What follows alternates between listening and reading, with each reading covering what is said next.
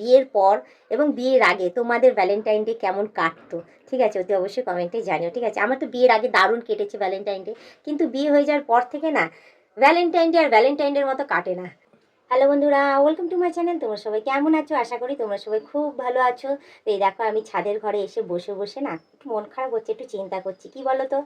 কারণ একটা তো ভ্যালেন্টাইন ডে গেল গিয়ে, বাঙালির ভ্যালেন্টাইন ডে, সরস্বতী পুজো কীভাবে কাটলো তোমাদের আমি কি বলবো আর। তো ঘরের মধ্যেই ছিলাম, বাইরে কোথাও ঘুরতে যাইনি, পাড়ার মধ্যেই শুধু সরস্বতী ঠাকুর দেখেছি, ঘুরে বেরিয়েছি, ব্যাস। আর সংসারের যা কাজকর্ম হয় সেগুলো করেছি, রাধা বাড়া খাওয়া আর কি। তো যাই হোক, আবার একটা ভ্যালেন্টাইন ডে আসছে, সেটা হচ্ছে আগামীকাল। তো যাই হোক, ওই ভ্যালেন্টাইন ডেটাও মনে হয় এভাবেই কাটবে, ঘরের মধ্যে রাধা বাড়া আর খাওয়া। হ্যাঁ, জানি না কি হবে না হবে। তো যাই হোক, বিয়ের আগে কি বলতো, তোমার দাদার সাথে খুব ঘুরতাম, মানে প্রত্যেক বছর, মানে আমরা 3 বছর ছুটিয়ে প্রেম করেছি, ঠিক আছে? এই 3টে বছর প্রত্যেক বছর বলবো ভ্যালেন্টাইন ডে, সে সরস্বতী পুজো বলো বা 14ই ফেব্রুয়ারি বলো, হ্যাঁ ঠিক আমাদের দেখা হতো। তারপর ঘুরতে যেতাম, হ্যাঁ, মানে ঘোরা, খাওয়া দাওয়া, আনন্দে যেটা যা হয় বেশ ভালোই মজা। তো গিফট দেওয়া, গিফট নেওয়া, এরকম একটা ব্যাপার ছিল, দারুণ কাটতো জানো তো ভ্যালেন্টাইন ডে। কিন্তু জবের থেকে বিয়ে হয়েছে, তবে থেকে আমার আর ভ্যালেন্টাইন ডে আর সেভাবে আর কাটে না গো। সেই ঘরেই দেখবে তোমরা আমাকে, ঘরে ওই রান্না করছি, ঘর পুছছি, বাসন মাজছি, খাওয়াচ্ছি, হ্যাঁ, ওদের সেবা করছি, নিজের পুরো ইয়েটাই আমার ঘরের মধ্যেই কেটে যাচ্ছে। তো যাই হোক, দুটো ভ্যালেন্টাইন ডে এই বছরও মনে হয় ঘরে আমার কাটবে। তো যাই হোক, এখন তো মাম্মাম হয়ে গেছে, মাম্মাম হওয়ার পর তো আরও চাপ বেড়ে গেছে এখন আমার। চাপ বাড়ার সাথে সাথে বলবো দায়িত্বও বেড়ে গেছে।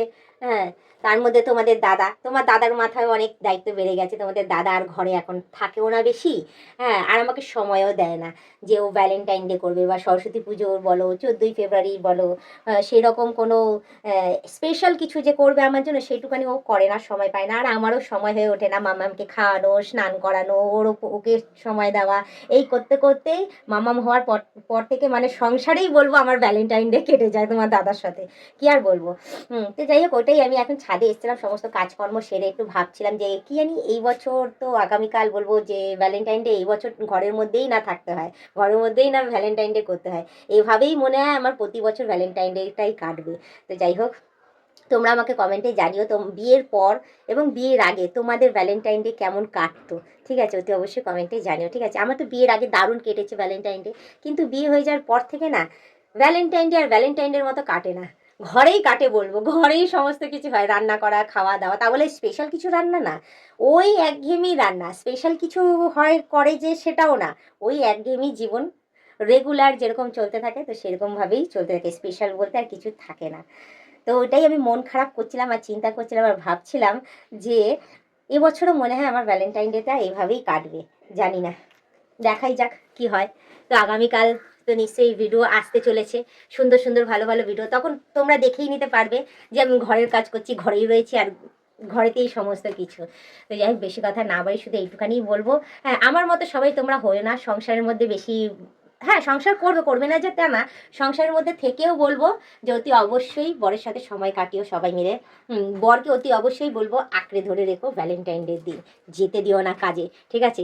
জোর করো, কান্নাকাটি করো, যাতে তুমি তোমার ভ্যালেন্টাইন ডে যে ভালোবাসার যে মানুষটা আছে, মানুষের সাথে যাতে সময় কাটাতে পারো সকাল থেকে রাত পর্যন্ত, ঠিক আছে? সেই টাইমটা তুমি দাও এবং সেই টাইমটা তুমি ওর কাছ থেকে আদায় করে নাও। অপেক্ষায় থেকো না যে তোমার বর বা তোমার ভালোবাসার মানুষ তোমার জন্য স্পেশাল কিছু এসে করবে, তাহলে আহামরি কিছু হবে। তো যাই হোক, সেই অপেক্ষাটা না করে শুধু এইটুখানি বলবো, সে না আসুক, তুমি যাও, তুমি নিজে গিয়ে সমস্ত কিছু তার জন্য স্পেশাল কিছু করো, তার জন্য তার কাছ থেকে ভালোবাসাটা আদায় করে নাও, তাকে ভালোবাসা দাও, ঠিক আছে? স্পেশাল তুমি কিছু করো, একজন না এলে আরেকজনকে যেতে লাগে, ঠিক আছে?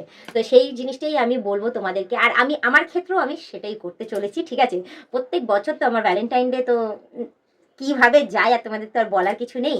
তো এই বছর আমি প্ল্যান করেছি যে এই বছর ভ্যালেন্টাইন ডেটা একটু স্পেশাল কিছু করব, তোমার দাদা না আসুক, অ্যাটলিস্ট আমি তো আছি, আমি যেচে যাব তার কাছে, যেচে সমস্ত কিছু তার কাছ থেকে আদায় করে নেবো। সে নাই বাইলো, সে হয়তো চাপে রয়েছে, সংসারের চাপে হয়তো অনেক ব্যস্ত হয়ে রয়েছে, বাট আমি সংসারের চাপের সাথে সাথে এই চাপটা তো সামলাতেই পারবো বলো। তো যাই হোক, তোমরা পারলে আমার মতনই করো, ঠিক আছে? তোমরা আদায় করে নিও, আমিও এই বছর আদায় করেই নেবো। হ্যাঁ, ওইটাই আমি চিন্তা করছিলাম যে কিভাবে কি ভ্যালেন্টাইন ডেটা স্পেশাল করা যায়। এই বছর আমি কোনো রকমভাবে আগের মতো ভ্যালেন্টাইন ডে কাটতে চাই না, হ্যাঁ, এই বছরটা আমি স্পেশাল কিছু কিছু করতে চাই আমার ভ্যালেন্টাইন ডেতে। তো চলো ওটাই প্ল্যানিং চলছে এখন আমার মাথার মধ্যে।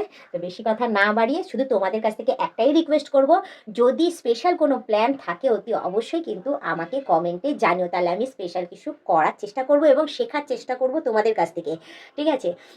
আমাকে একটু শিখিয়ে দিও, তাহলে আমারও শেখা হয়ে যাবে। তো যাই হোক, বেশি কথা না বাড়ি শুধু এইটুখানি বলবো যে আজকের ব্লগ ভিডিওটা আমি এখানেই শেষ করছি। আবার অন্য দিন অন্য কোনো সময় আমি ব্লগ ভিডিওটা নিয়ে হাজির হয়ে যাবো। আজকের মতো টাটা, বাই বাই, সুস্থ থেকো, এভাবে আমাকে দেখতে থেকো, আমার পাশে থেকো, আর আমাকে প্রচুর পরিমাণে সাপোর্ট করে এগিয়ে নিয়ে যাও।